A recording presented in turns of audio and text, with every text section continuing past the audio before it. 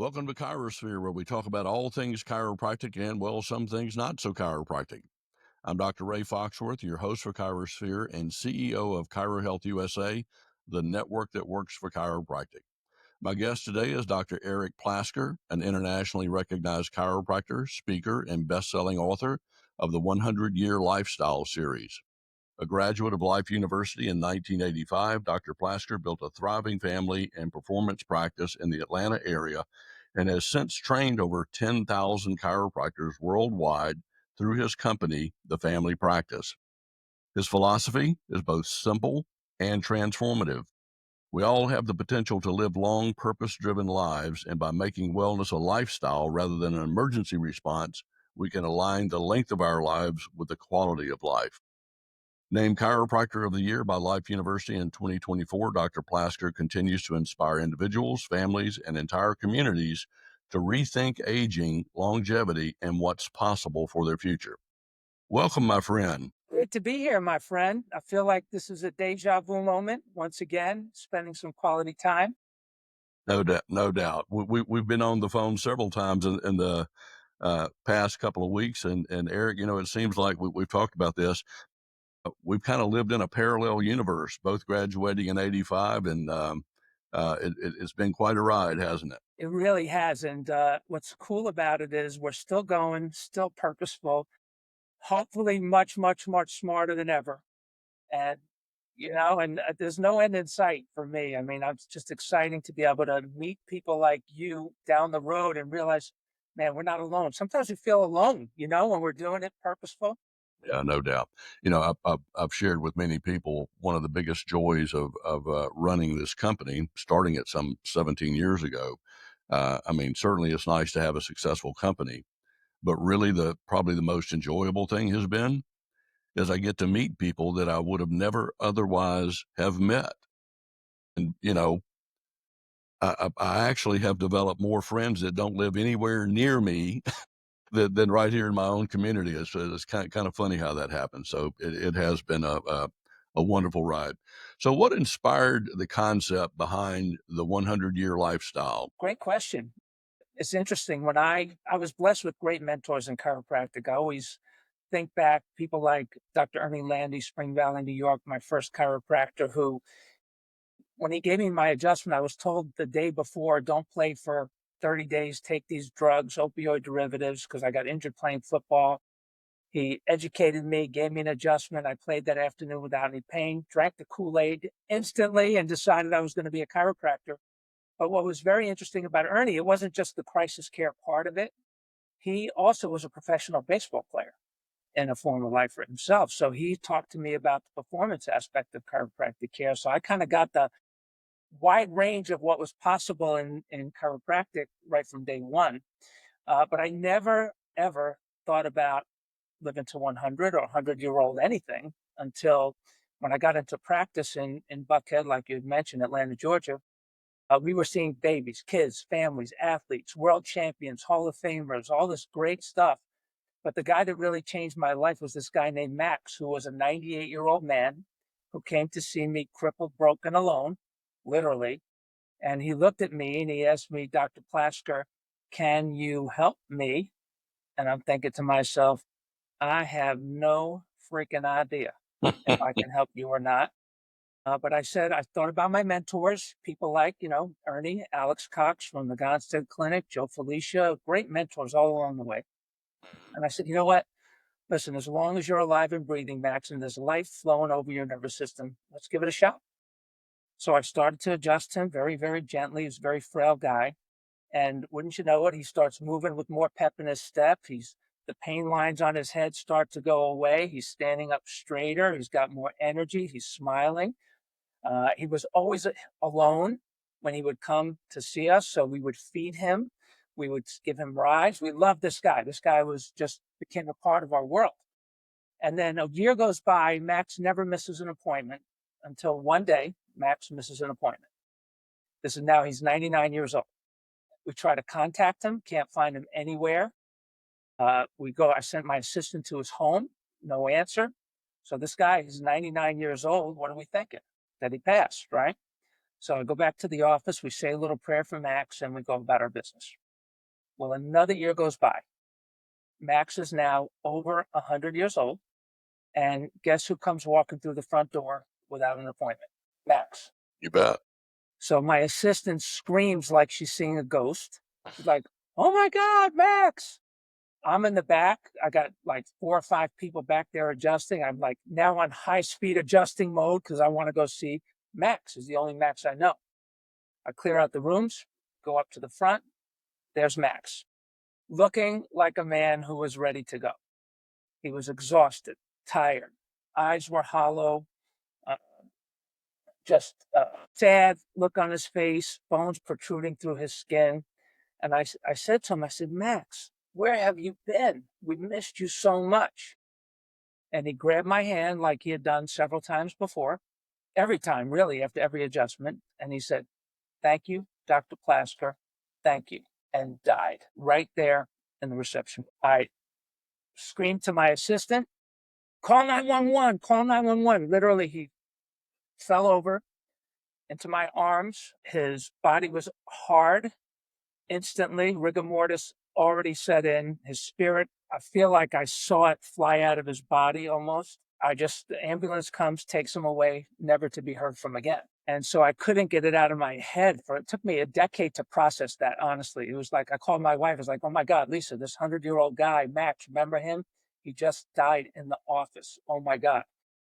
And so the ambulance takes him away, and I'm just processing this and processing this. And I start asking people, patients, family, friends, "Hey, just out of curiosity, if you knew you'd live to 100, if you knew you were going to live to 100, how would you change your life today? How would you live differently today?" And I started asking that question, and the answers I got were all across the board. Literally, people would say to me, right? People would say, "I don't want to live to 100. Are you crazy? Grandma's 85. She doesn't even know me. I'm not doing it. Forget about it." People would say to me, "You know what? That would be really cool. I mean, I'd like to travel. I'd love to see how the map changes in another, when I'm 85. And I'd love to get to know my grandchildren and my great grandchildren and my great, great, great, great, great grandchildren." And it was like, but it was all across the board, right? But what was very interesting, no matter what the answer, it always created conversation. People wanted to talk about it, whether they didn't want to, everybody wanted to talk about it. So I started thinking about Max, that, wow, what if he had started getting chiropractic care when he was a baby, 10, 20, 30, 40, 50, 60, 70, 80 years old? And I really got to, in my spirit, embrace the importance of what we do chiropractically as a part of a lifestyle, not just for crisis care, but for lifestyle care.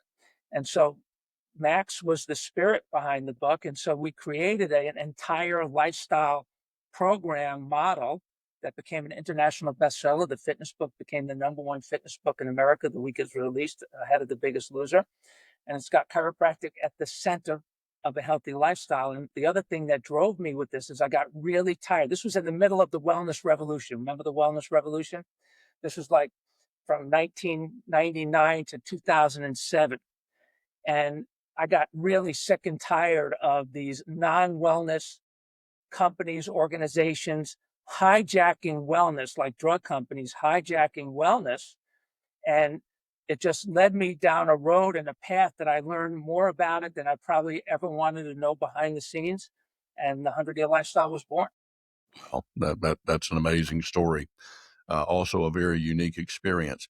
The thing that touched me about the story was that here's a guy who's 100 years old at the end of life, basically, and it's important enough to him to come in and see you and tell you thank you for what you've done for him. And I, I had a not the same experience, but a similar experience. I had this guy. I was taking care of this guy for years, and his wife had passed away, and around that same time, unfortunately, my wife had passed away. So we kind of had this bond, and um, I would see him periodically. Some patients just kind of come and go, and they crash and burn. And he was a carver. He would carve these little figurines and little dogs and things like that. And so again, walks in one day, didn't have an appointment, just asked to see me. So I bring him back to the office. We're sitting there, having our chat like we usually do. And he said, "Well, Doc," he said, "I just wanted to come by and say thank you for, all you've done to help me. Uh, he said, but you probably won't see me anymore. And I said, well, are you moving away, moving where your kids are? He said, no. He said, I just got diagnosed with cancer and they've given me maybe 2 weeks. And man, when something like that hits you and to think, we take care of a lot of patients, but I don't think we always have an appreciation for the impact that us or our staff have had on those patients' lives. And it is a unique thing when someone goes in and sees a chiropractor. I mean, it's not the sickness care. Everybody's not sitting there in a mask. I mean, it's a whole different experience. So much so that someone wants to come in and tell you thank you when they're about to leave this planet. That's pretty powerful, man. Yeah, it's pretty amazing, and people will say all the time, "Where was he for a year?" And it's funny, and I don't know where he was, and they say, "Well, did he have a girlfriend? Did he it's like people say the craziest things I never even thought of, and I don't know where he was, but it was a day that, I'll never forget it. To this day, it's the only time I've ever touched or carried a dead body like that, and but what I learned about, in line with what you're saying, is that and it became part of our core values at our company, the family practice with the 100-year lifestyle is, our people traditionally in our profession, our patients love us and leave us. They disappear.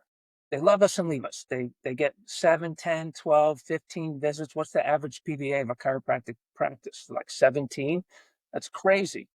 And that really bothered me for a lot of reasons because I don't think we give the beauty of our principle and our care that we're providing the opportunity to do what it really can do for people. We had a patient just yesterday came in. I still practice. I practice with my son. All three of my kids became chiropractors.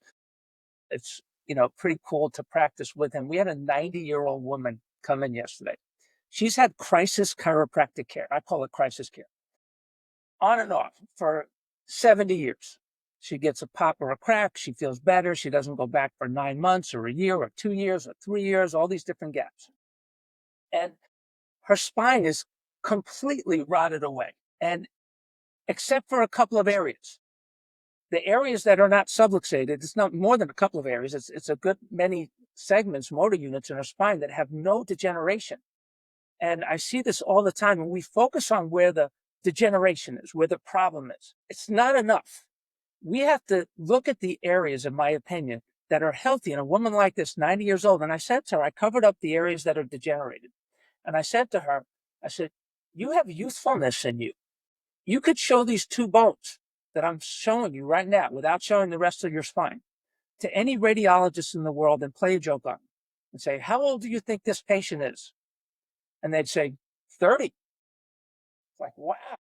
How about this person? Then you cover up the good ones, the good bones, you show them the bad ones. 95. Same person.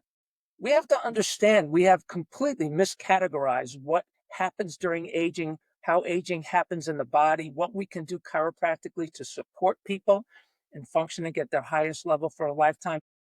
It became a mission for me because maybe I get too attached, but we love our people. And we want to, at least as an option, get them to understand the value of chiropractic care, lifestyle care, chiropractic lifestyle care, 100-year lifestyle weight as a part of a lifestyle.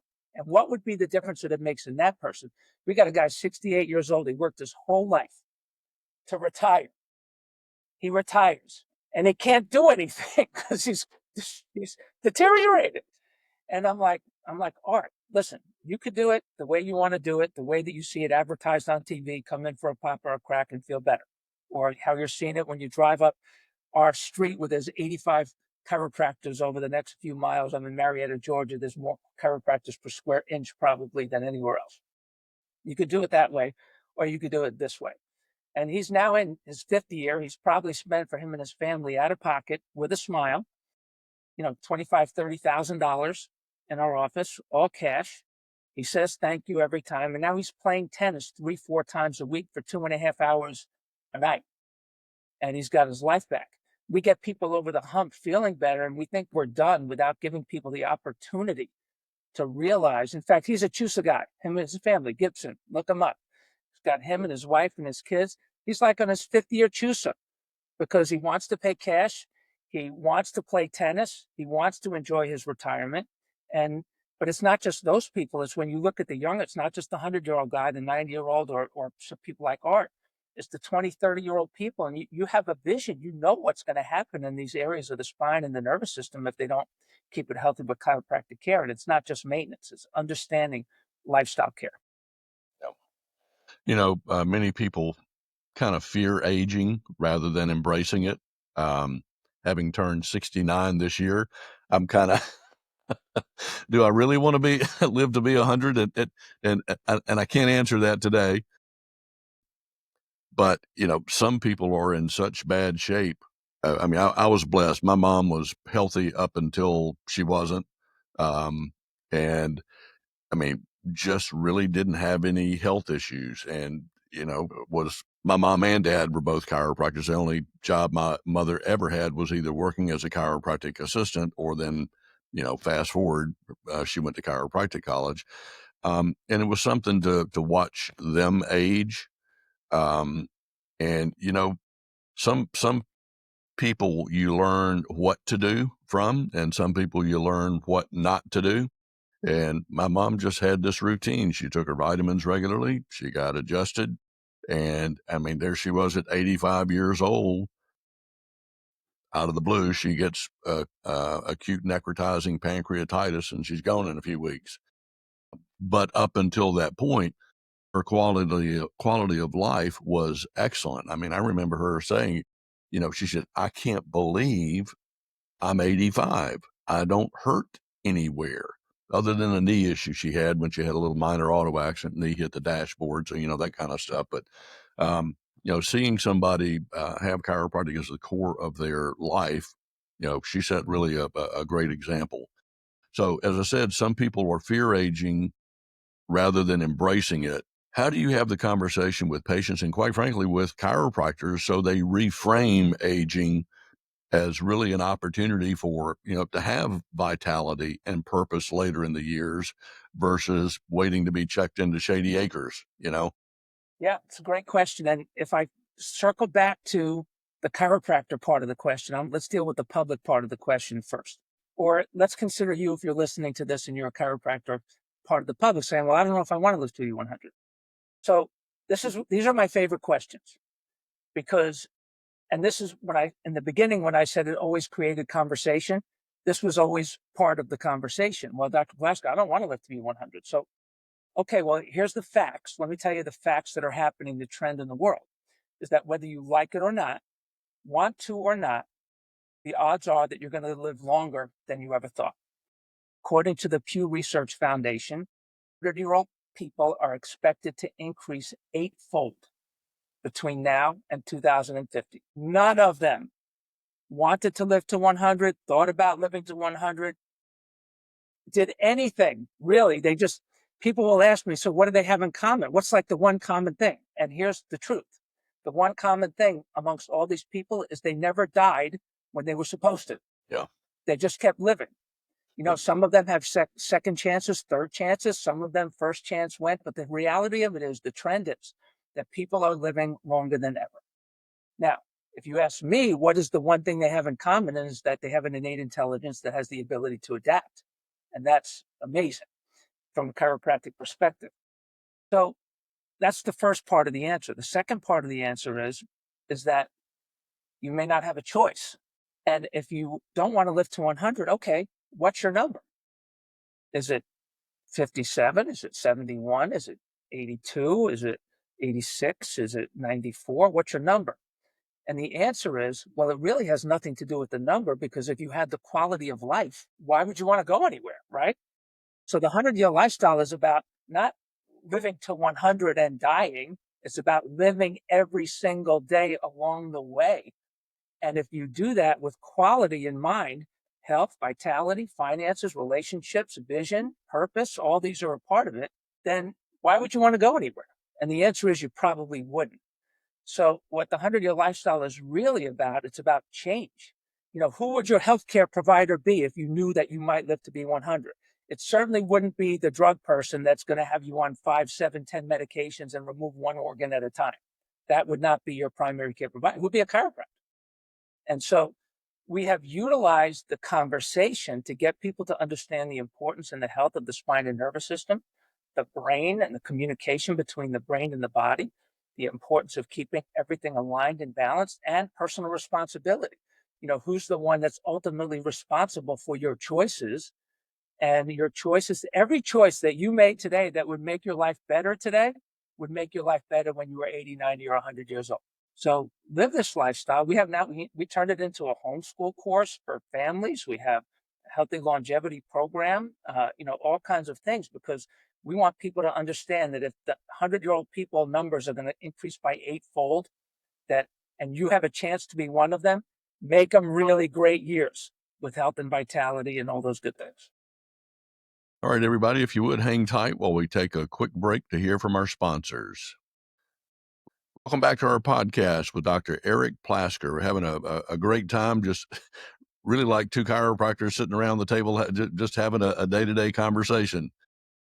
Glad you all could join us. So, Eric, if you would, you've trained thousands of chiropractors. What are the key principles that you teach that help them create that lifestyle, family-focused practice? Great question. Along the way, we've tried a lot of different things. We have had marketing programs, which we still have, but today everything is branded 100-year lifestyle. It's an educational and marketing model that's branded with 100-year lifestyle. Because what we have learned over the years is that big visions include small visions. Small ones don't include big ones. And I got tired of, like lots of chiropractors, you educate somebody a little bit. It's not branded and printed in their mind. You educate them a little bit. You try to give them the big idea. They feel better and they're gone. Their insurance runs out and they're gone. I got tired of that. And I wanted to come up with a way to have it be the model, the education, unforgettable in the mind of the consumer.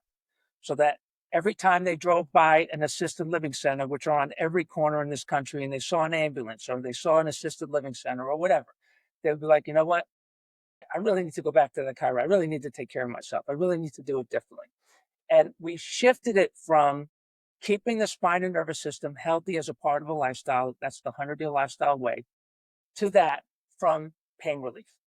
When you brand it, it eliminates the conversation. Because what I got tired of, this in a busy practice, you don't have time. Your staff doesn't have time.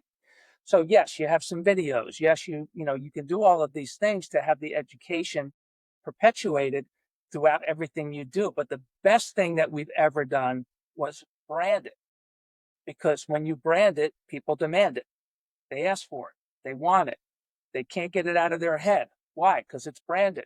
If you don't brand it and you have like this, I remember having, before I did branding and understood branding, I would have like 20 procedural things that I would have to do. And if the phone rang on number 7 and my CA didn't do it, it didn't get done.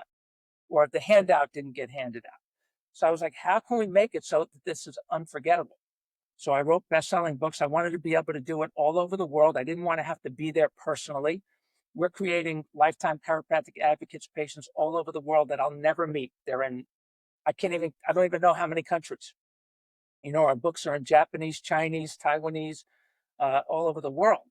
And so that is the biggest thing that I've learned. And the next thing I think that's really important is you have to have a model of care that creates personal responsibility on the part of the patient. So I would always ask myself, how can we get people to want this for themselves and to value it for themselves so that I don't and my staff doesn't have to chase everybody all the time?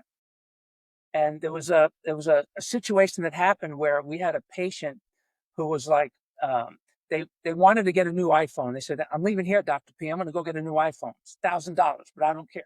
He goes on his way. He has 2 flat tires. He calls his wife. He tells me this later. He calls his wife, says, honey, I can't go get the iPhone for the $1,000 because I've got to buy 2 new tires. They're going to cost $1,000. And he was mad. And I realized in that moment, it wasn't the $1,000. It was that he had to get something that he needed, and it made him mad that he had to spend that $1,000 on what he needed, but he was willing to spend $1,000 on what he wanted. And I got to understand the difference between need versus want. We always, a maintenance model, in my opinion, from a chiropractic perspective, is, oh, you need maintenance, you're going to start, you're going to need maintenance. Well, I'm not going to start if I need to maintain it. Are you kidding me? No, it's not even about that. This is about want. Now you need it. You're going to live to 80, 90, 100 years and beyond. At some point, this is going to become really important to you and you're going to want it. That could be today or it could be after you're desperate. It's up to you. So the branding and the messaging shifts people from need to want. And that shift from need to want creates personal value and it gets people to want it for themselves. So, it's not unlike in our practice, it's not atypical to have a bunch of walk ins come in on a given day who have been coming for years because they want to get adjusted and they want the care. And they do everything we recommend to them, and they do it with a smile. They say thank you. They bring cookies at Christmas, and they love us as much as we love them, and they can't imagine their life without what we're doing. And so, I mean, I think these are big learning things that it would be good for everybody to understand.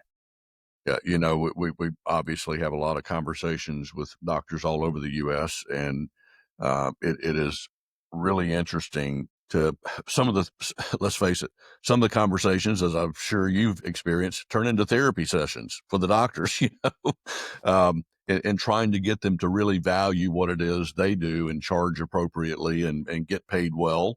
Um, and, when they say, well, people just aren't coming in like they used to, or, they aren't following through with recommendations.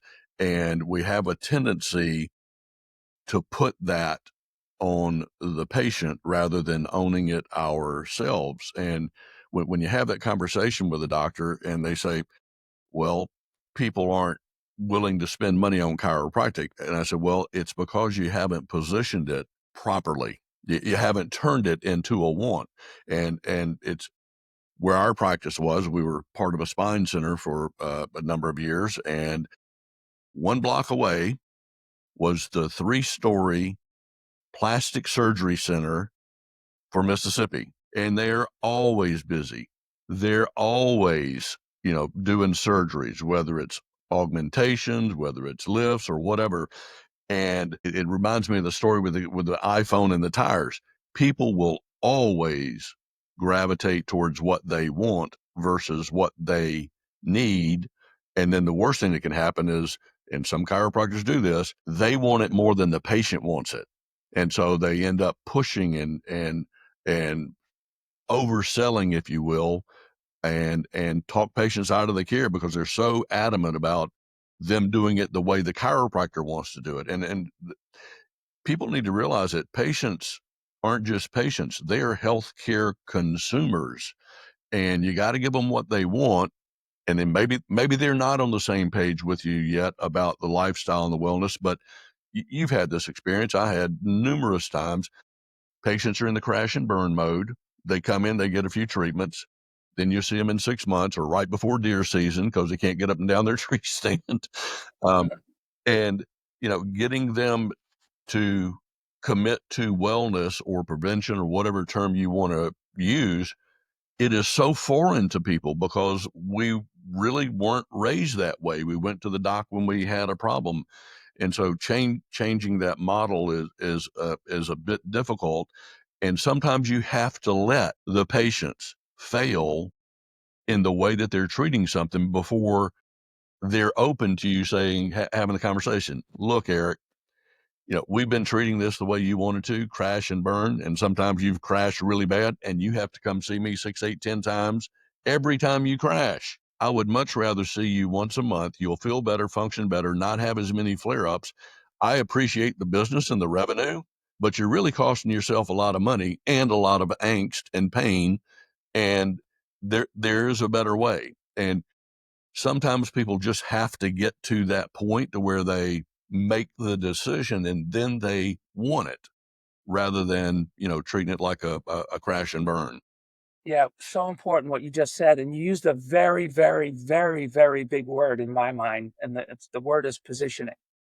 Positioning is everything. It really is. Because if you think about our profession, and and you know how much I love chiropractic. I love chiropractic. It's just, to me, it's in my soul. I love it.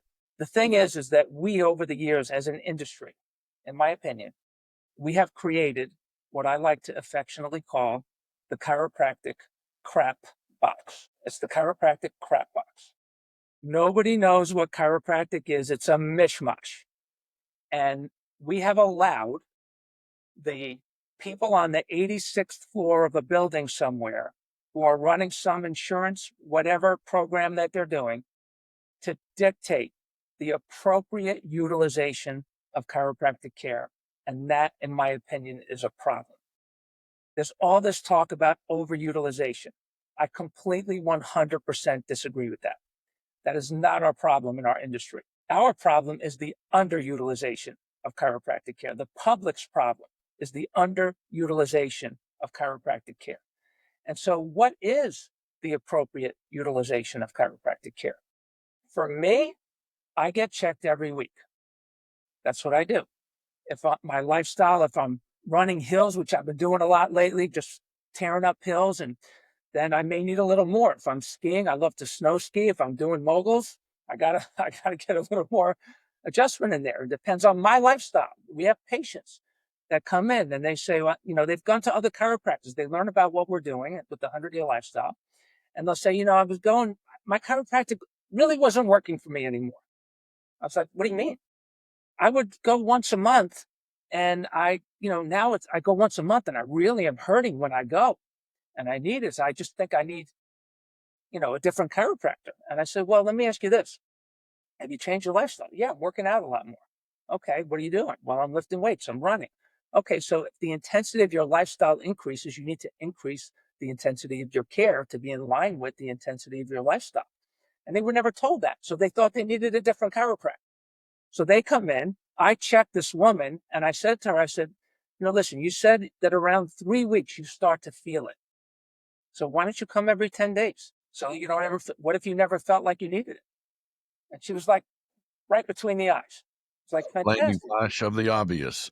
Yeah. And you do that. And she said, that's great. Brilliant. And I mean, I don't know if it's brilliant or not. To me, it's common sense, but we're afraid. We walk on eggshells as an industry because somebody in some building says that you shouldn't get that much care. But it's not really about the amount of visits. It's a matter of who's going to pay for it. If as long as the patient pays for it, it's not overutilization. The insurance company doesn't care. So you get ChiroSphere, you set up your fee system so people can afford to do it. They pay $49 a year or whatever, 59, 69, whatever it is for a year for an individual or a family. And they can come, you give them a fair fee. It's cash. There's no overhead associated with it. Basically, the visit is just, a little bit of time. It's a short visit, but they're coming consistently and they don't love you and leave you. They love you and stay and refer people just like them. And that is very fulfilling as a chiropractor. A quick story about this woman, because again, I'm on Johnson Ferry Road in Marietta, Georgia, East Cobb, right near Life University, probably 10 minutes from Life University. There's a lot of chiropractors on our street. And she came in one day, she was not a patient, and she said to her husband, she said, I'm going to go up Johnson Ferry Road and I'm going to find a chiropractor for our family. That was her mission. So before she got to us, she went to 4 or 5 offices. She came in, she saw all of our branding all over the place. Just like a lot of the offices that we work with, we got 100-year lifestyle posters, 100-year lifestyle books, education, magazines, all kinds of stuff, newsletters. She looked at it and she's like, wow, this is different. She said to my CA, she said, what's your name, Karen? Karen, you know what? I'm going to go to a few more offices. I think I'll be back. She went to a few more offices. She comes back. She says, I'd like to make an appointment for my whole family. So this woman now is on year 6. Year 6. She's ChiroSphere year 6. She Awesome. pays out of pocket. She says to us, she said, it's so different here.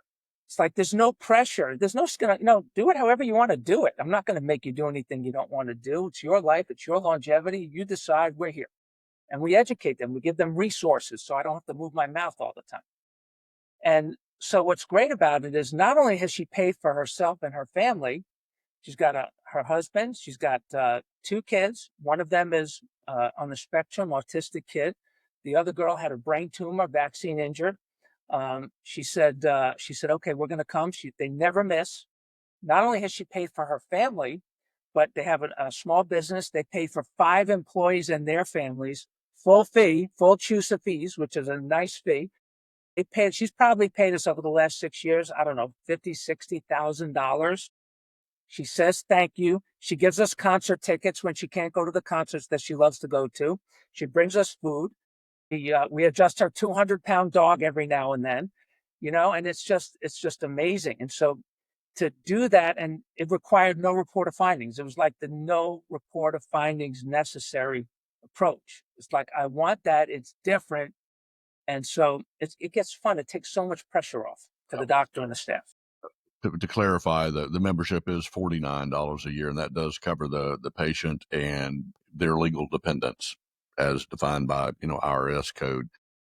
And what's been interesting is while I started this out of a crisis in my office, got reported to the state attorney general for having a dual fee schedule. What's been interesting to see is how many other ways that it's used. So like with high deductibles, high copays, non-covered services. And we've been doing this long enough to know what the numbers are. And the average doctor that starts something that starts with ChiroHealth typically sees about a 20% increase in their revenue. And you think, well, geez, that doesn't make sense. It's a discount medical plan. The issue, docs, is how you set your fees, and are you charging at least what the insurance companies think you're worth? And I know for a fact that many of you are not, because I've got the data that proves it. I know what a published workers' comp fee schedule looks like. And because I have access to fee schedules, I know a bunch of you are not even charging what workers' comp allows for your E&M codes, for your exam and x-ray codes.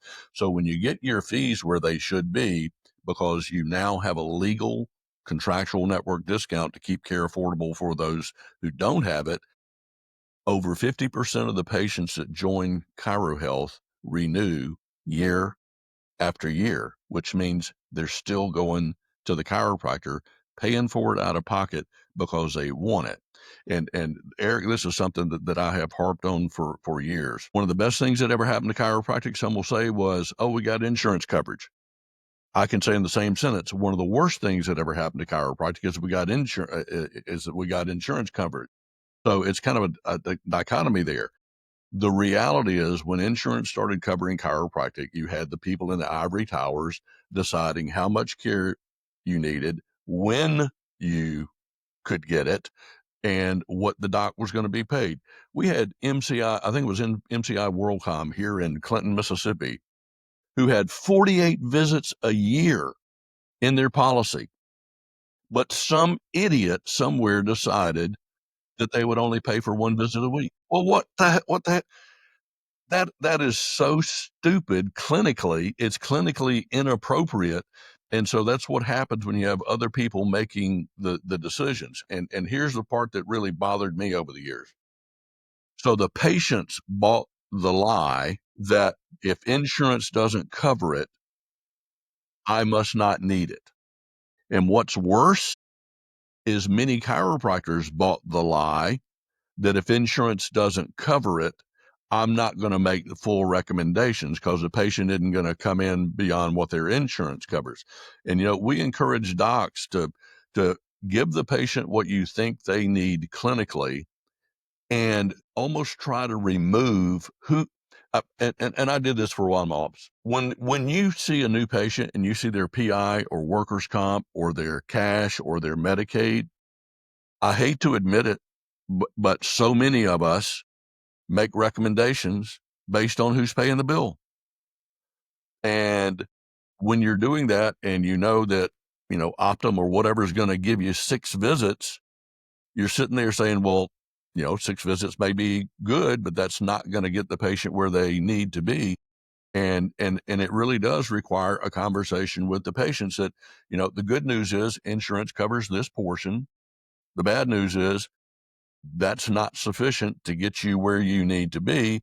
And again, it's that taking ownership of, I could care less what the insurance covers. I need to get what I need clinically as a patient, and getting them to understand, again, that word value, and positioning yourself as something that they want rather than something you think they need. I mean, they got to own that.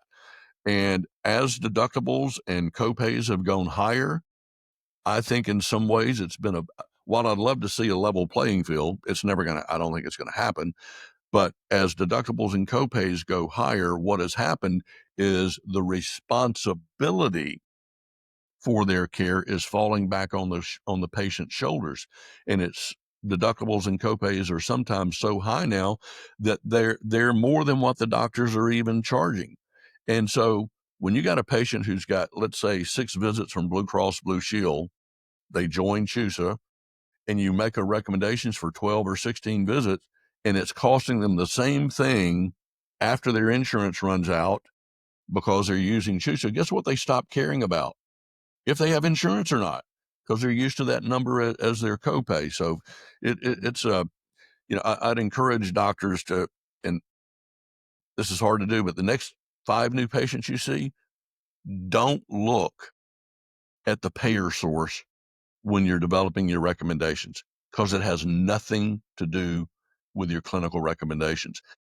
But we know that tendency. Oh, it's a PI case. We can ride this pony a while, or a workers' comp, and that's unfair to the patients who may not have that good of coverage. Make your best recommendations, and then never let a dollar stand in the way of them getting the care they need. And then people will choose to come and see you because they can afford it, they can follow through, and all of a sudden you're not fighting this, the patient's running out when the insurance runs out. Yeah, and don't make any assumptions about what the patient will do, won't do, whether you think they're the right fit or not the right fit. I tell my son all the time, tell our doctors all the time, we say, do your job. Do your job, educate people, let people decide. Let them decide. Because it is, from a cash perspective, it is a level playing field. And we tell our patients, we say, listen, the reality of it is our lifestyle care people, and we have crisis care, critical transition, lifestyle care, performance-based care. We tell our people, the people that are on lifestyle care with us for years, they almost never, ever, ever, ever, ever need a medical doctor. Ever. They almost never go to the doctor. They almost never get sick. And so I'm not promising that for you. I'm just telling you that that is what we see. And so, it's up to you. You decide. But here's the other thing is it gets them to want it for themselves. It gets them to want to care. You know, it used to be a long time ago that there was this thing in chiropractic with education that you had to scare them into care. They're going to die. You're going to die. Your civilization, you're going to come, you're going to die. I was never a fan of that. I think that's terrible. But here's what's very interesting about the 100-year lifestyle. And I didn't plan this. This is what I learned is that they don't do it because they're scared they're going to die. They commit because they're scared they're going to live.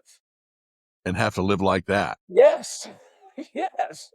They're going to have to live like grandma, grandpa, and they don't want to do that. And so they make the choice. They bring food to their grandparents in the nursing home assisted living center right around the corner.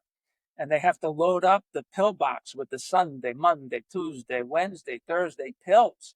And they do it over and over again every week. And they don't remember from one week to the next, the grandparents, parents, these beautiful people. And, this whole polypharmacy thing, it's just really ridiculous. And I don't know how much time we have. This is a quick, crazy story. But we had a guy, true story. This guy was a former patient in my old clinic years ago that I sold back in the late 90s, early 2000. And I hadn't seen him for a long time. He hadn't been back to a chiropractor. Somehow he heard I had gone back into practice. This is 8 years later now. And he comes into me and he says, Dr. Plasker, I'm suffering from this condition. And I said, well, what's the condition? He said, NPDH. So your face, what you just made, that look on your face, I was like, What? what? NPDH. I said, what is that? I never heard that. And don't laugh. It's not funny, but it's hysterical, actually. He said, new persistent daily headaches. I said, I never heard of that. I said, so how did he arrive at this diagnosis? He said, well, I went in for my visit. I said, doc, to a neurologist. He said, doc, I started having these headaches all of a sudden. They're brand new. I never had them before. They never go away. They're relentless. I get them every day, and they're right here in my head. And the neurologist said, "Oh, brilliant! You have NPDH, new persistent daily headaches." And he's like, "Oh, and he it didn't even click for him that he just told them the same thing with these initials. So now watch how this evolves. So he finds me, he comes to see me. He said, yeah, I'm on. So I said, what did he do for you? Well, he said he prescribed the medication. I said, is this a new NPDH medication? He said, I said, no, it's just he thought it would help my NPDH. I said, well, you on any other medication? He said, yeah, I'm on 6 other medications. 45-year-old guy. I said, give me the list of medications. I'm going to have Karen look it up. We're going to go to drugs.com. We're going to look up the side effects of all the medications that you're on. So a lot of people don't know this. When you go to drugs.com, we have an article that we wrote on about polypharmacy on 100yearlifestyle.com. It's in our magazine that we put out called Becoming a Least Vulnerable Person.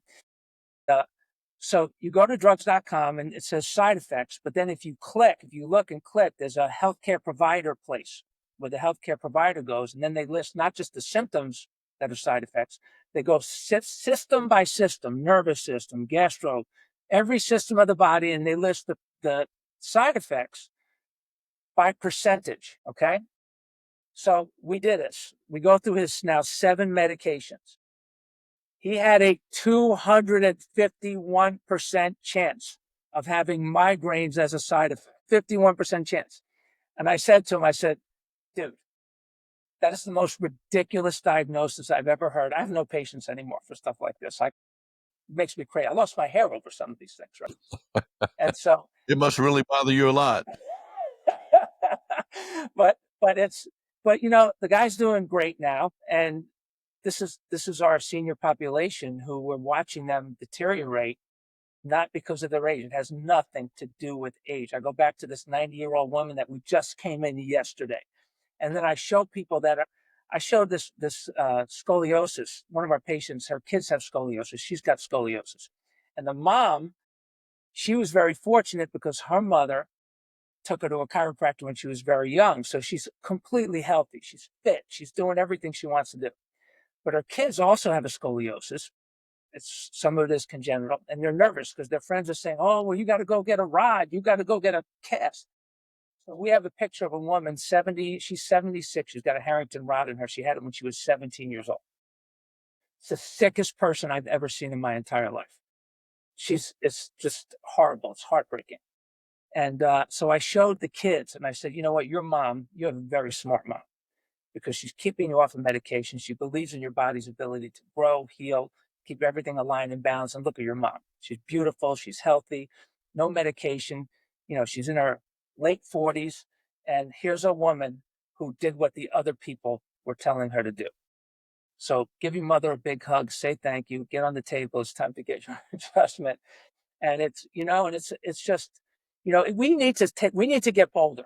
We need to get bolder as an industry. We need to take a stand for our people in the best way possible, like you and ChiroSphere are doing, creating the value for people to pay for themselves. So what's next for the 100-year lifestyle movement, and what do you hope the profession achieves in the next, say, 5 years, 5 to 10 years? Great question. So I, for the profession, the utilization of chiropractic is really important to me. My vision has been I want to see people lining up for chiropractic care the way they used to line up for shots and drugs, not just for crisis care, but for lifestyle care. We have another logo in addition to the 100-year lifestyle. It's 100 colon 100, 100% for 100 years. We want people functioning at their highest level through every phase of life. And I know that to do that, we need to get out of the crap box. We need a common brand and a common voice in the world. I believe that the 100-year lifestyle is that brand, is that voice. I don't have to be there. It's not about me. It was never intended to be about me. I believe that, and maybe there's another brand that's better, but this is.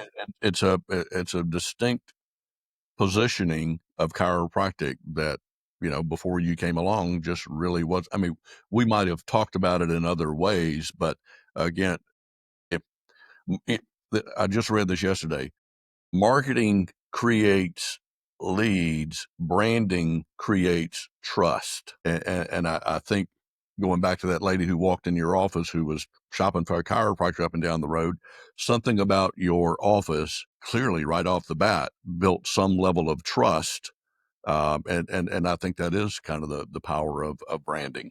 Yeah, I agree. And Choose is obviously a great brand. Also, we use it. It's totally aligned with 100-year lifestyle. And, a lot of people ask me, Dr. Plasker, how did you learn about branding?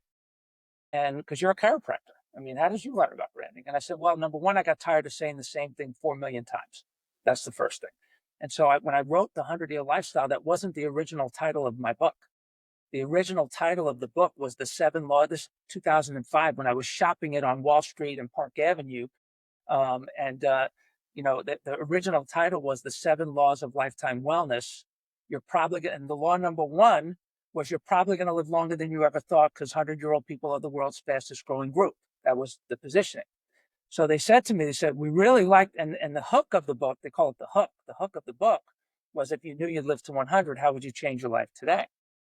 And they said to me, they said, Dr. Plasker, you got a platform, you got a lot of doctors under your umbrella. We really like that, but we hate the title. I'm like, what do you mean you hate the title? It's the wellness revolution, man. He said, the wellness revolution, the drug companies are going to own it. We've signed like 20 books for wellness, for, wellness rewards points here, there, and everywhere. And so they're going to own it. It's going to be diluted. We're not investing anymore in wellness. I said, okay.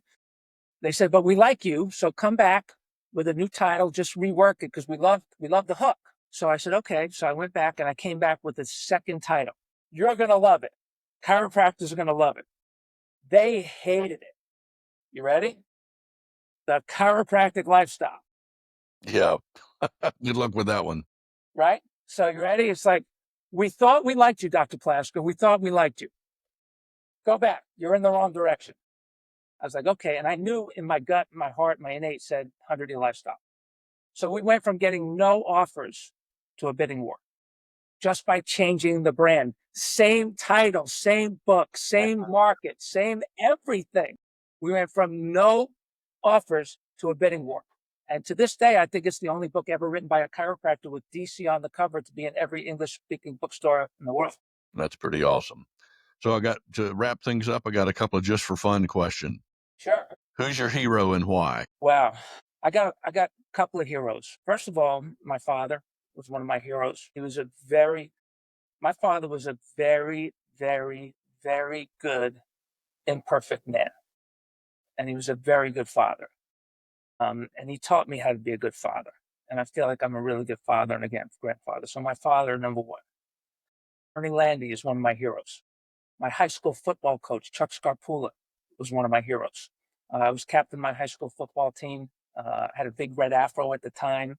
And we were, to this day, the best record in the history of our school, 9-1. And he was a strong man. He taught us how to be strong men. And then I gotta say that my wife is one of my heroes. I've been married for 37 years. We've been through a lot with our 3 kids, with parents getting sick, and just all kinds of things. And she is just an amazingly strong, loyal woman, great wife, mother, grandma, Bubby is what we call her, all those good things. So, and then anybody that's out there fighting the good fight, ordinary people doing extraordinary things, you're my hero, because it takes a lot to do things when nobody's watching. And that's what I love about your work, what you do, what your team does. It's what I love about, all of our people that work hard behind the scenes when nobody's watching. It's what it's really all about. That's how you get a lot of stuff done. So for those of you that qualify, thanks for being one of my heroes. That's awesome. What talent do you have that most people don't know about? All right, I'll give you 2. I'm an expert skier. Was a ski instructor temporarily for a little while. I love skiing the bumps, steep and deep, all of those things. The last time I went skiing a couple of years ago, I logged in 23 miles. I think it was 43 miles. No, 23 miles in 4 hours. Top speed, 54 miles per hour. Wow. Yeah. So I'm a skier. I love that. So that's one talent. The other talent I have is I am a very creative innovator. That is really a unique ability. I've tested off the charts in innovation. Mhm. I am an idea a minute. My notes on my phone, I've got like thousands of pages of notes on my phone, and they're all good ideas. And I'm very, very passionate about chiropractic. I'm not one of these people. I have the ability to not need to know everything. I just need to be an expert at what I do and be amazing at what I do. Yep, and surround yourself with others who have the expertise that you don't have. Absolutely, 100%. And my Uh, best times and years in business is when I had those teams. Well, thanks for spending some time with us today, Eric. I sincerely appreciate it. I'll always enjoy our conversations, and I look forward to the next one. Docs, if you're out there and you're offering discounts to your patients, you need to be careful and make sure that you're doing it the right way and not breaking state and federal rules or regulations on dual fee scheduled inducements and anti-kickback violations, which we all know can lead to serious fines and penalties. We can help eliminate these concerns by using what we call our profitable discount strategy, which ensures that any discounts you offer are 100% compliant and, most importantly, profitable. It all starts with a no cost, no obligation phone call to find out if we can help you, like we have thousands of other doctors nationwide. Many of our docs, as I said earlier, have seen a 20% increase in their revenue and a 50% retention of patients who are part of our network. Over the past 17 years, over 7,000 chiropractors have helped over 4.3 million patient family members. There's that family member get the care they need at a cost they can afford. If you want to increase your revenue, your retention, and practice with more peace of mind, call us at 888-719-9990 or visit our website at chusa.com. That's CHUSA.com to find out why ChiroHealth USA is the network that works for you in chiropractic. Make it a great day. Thanks, Eric. Thanks, Ray.